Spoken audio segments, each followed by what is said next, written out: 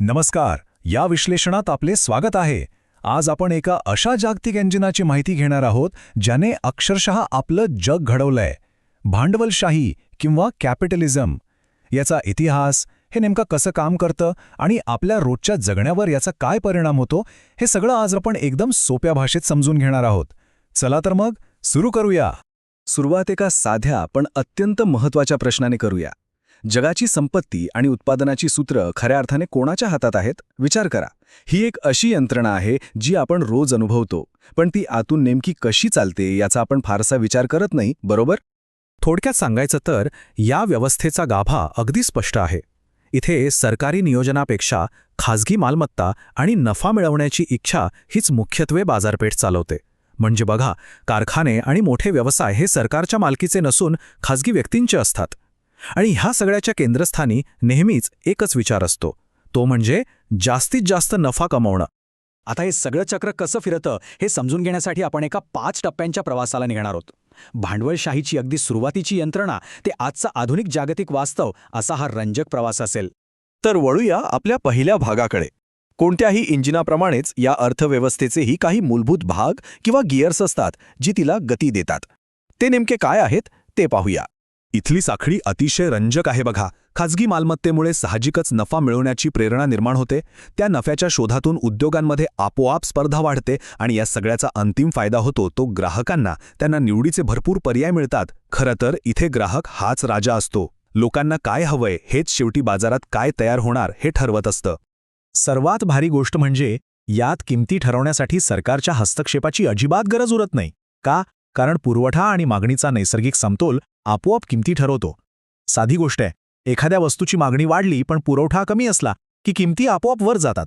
हे अक्षरशः एका स्वयंचलित यंत्रासारखं काम करतं.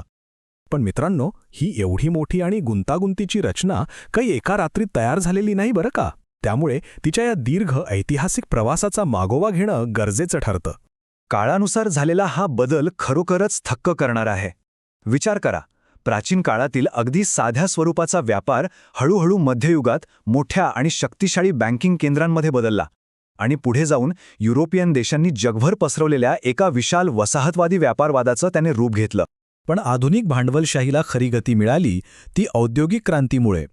हाताने काम करण्याऐवजी यंत्रांचा वापर सुरू झाला आणि वस्तूंच्या उत्पादनात आमूलाग्र बदल घडला. तिथूनच प्रचंड संपत्तीची निर्मिती झाली आणि आजच्या वेगवान जागतिक अर्थव्यवस्थेची पाळंमुळं घट्ट रोवली गेली. आता हे सगळं छान वाटत असलं तरी कोणतंच मॉडेल 100% परिपूर्ण नसतं. त्यामुळे आता या प्रणालीचे अफाट फायदे आणि तिच्यावर झालेल्या ऐतिहासिक टीका या दुधारी तलवारीची आपण सविस्तर चर्चा करूया. आधुनिक अर्थशास्त्राचे जनक ॲडम स्मिथ यांनी एक अतिशय रंजक विचार मांडला होता. त्यांच्या मते मुक्त बाजारपेठा सरकारच्या हस्तक्षेपाशिवाय नैसर्गिकरित्या समृद्धीकडे जातात. याला ते बाजाराचा अदृश्य हात किंवा इनव्हिजिबल हँड म्हणतात. म्हणजे कसं की स्वतःचा नफा कमावण्याची व्यक्तीची धडपड नकळतपणे संपूर्ण समाजाच्याच फायद्याची ठरते. आणि खरं सांगायचं तर हाच नफ्याचा हेतू प्रगतीचं एक जबरदस्त इंजिन ठरलं आहे. उच्च आर्थिक वाढ, नवनवीन शोध, अगदी आज आपण वापरत असलेली कृत्रिम बुद्धिमत्ता किंवा AI असू दे, नाहीतर स्मार्टफोन, हे सगळे आधुनिक शोध याच नफ्याच्या आणि स्पर्धेच्या शर्यतीतून जन्माला आले आहेत हे नक्की. पण जसं मी म्हटलं, प्रत्येक नाण्याला 2 बाजू असतात. सुप्रसिद्ध विचारवंत कार्ल मार्क्स यांनी याच व्यवस्थेकडे अगदी वेगळ्या दृष्टिकोनातून पाहिलं. त्यांच्या मते भांडवलशाही मुळातच कामगारांचं शोषण करते आणि समाजाला गरीब आणि श्रीमंत अशा 2 परस्पर विरोधी वर्गांमध्ये विभागून टाकते. त्यांच्या मते हा वर्ग संघर्ष अटळ आहे. आणि हे टीकात्मक दृष्टिकोन या व्यवस्थेतील काही अतिशय गंभीर त्रुटींवर प्रकाश टाकतात बरं का. मग ते 2008चं विध्वंसक जागतिक आर्थिक संकट असो, ऑटोमेशनमुळे जाणाऱ्या नोकऱ्या असोत किंवा केवळ नफा मिळवण्याच्या हव्यासापोटी पर्यावरणाचं होणारं भयंकर नुकसान असो. प्रचंड आर्थिक असमानतेचा हा धोकादायक पैलू आपल्याला अजिबात नाकारता येणार नाही. मग आता साहजिकच प्रश्न पडतो की अर्थव्यवस्थेच्या इतर पर्यायी पद्धतींच्या तुलनेत भांडवलशाही नेमकी कुठे उभी राहते? चला थोडी तुलना करून पाहूया.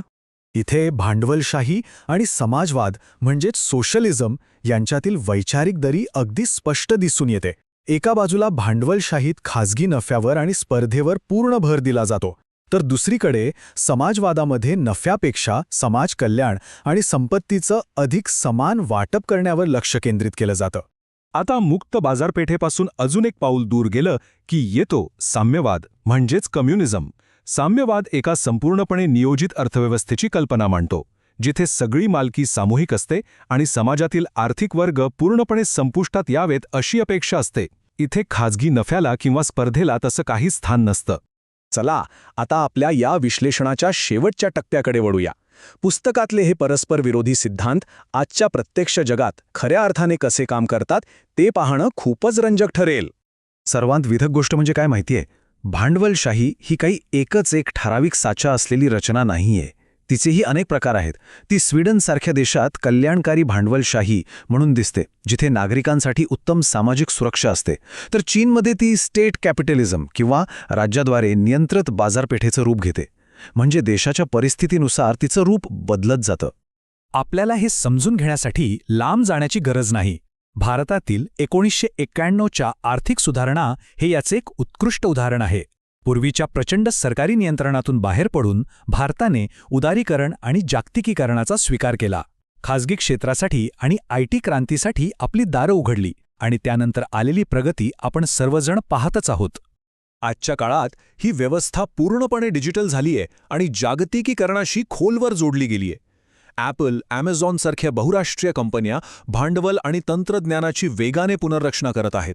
ई-कॉमर्स, AI आणि गिग इकॉनॉमीने आपल्या जगण्याच्या आणि काम करण्याच्या पद्धती अक्षरशः मुळापासून बदलून टाकल्या आहेत. तर या सगळ्याचा अंतिम निष्कर्ष काय निघतो? तो हाच की आज जगात कुठेही 100% भांडवलशाही किंवा 100% समाजवाद अस्तित्वात नाही. बहुतांश देश आज मिश्र अर्थव्यवस्था वापरतात. आधुनिक समाजांना आज मुक्त बाजारातील प्रगती आणि आवश्यक सरकारी नियमन या दोन्ही गोष्टींचा सतत समतोल राखावा लागतो. आणि हेच आपल्याला एका अत्यंत महत्त्वाच्या आणि विचार करायला लावणाऱ्या प्रश्नावर आणून सोडतं. तंत्रज्ञान आता ज्या वेगाने पुढे जात आहे ते पाहता भविष्यात आर्थिक नफा आणि समाजाचं हित यातील हा नाजूक समतोल आपण कसा राखू शकू? विचार नक्की करा. हे विश्लेषण पाहिल्याबद्दल खूप खूप धन्यवाद.